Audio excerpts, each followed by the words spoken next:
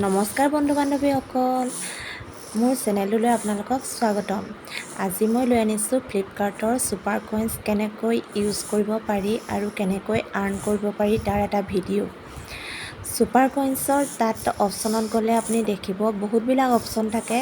Just 1 rupees বুলি লিখা থাকিব। আপুনি তাৰে যিকোনো এটা প্ৰডাক্ট এটকাত কিনিব পাৰিব, কিন্তু তেতিয়াহে পাৰিব যেতিয়া আপোনাৰ ছুপাৰ কইন্স যিমানটো লাগে সিমানখিনি থাকে, তেতিয়াহে পাৰিব।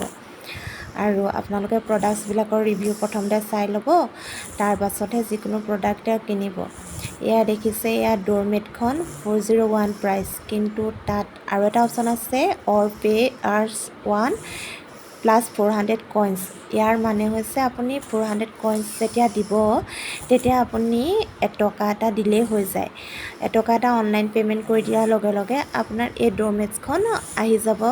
400 কইন্স এক্সট্ৰাকৈ ইয়াৰ পৰা ডিডাক্ট হৈ যাব।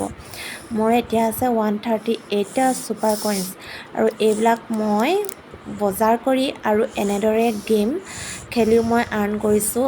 আৰ্ণ কইন্সলৈ গৈ ছুপাৰ গেমছবিলাক খেলিব পাৰি। প্ৰতিটো গেমছতে আপোনাৰ 5টা অপশ্যন থাকে, 5 বাৰলৈকে আপুনি খেলিব পাৰে।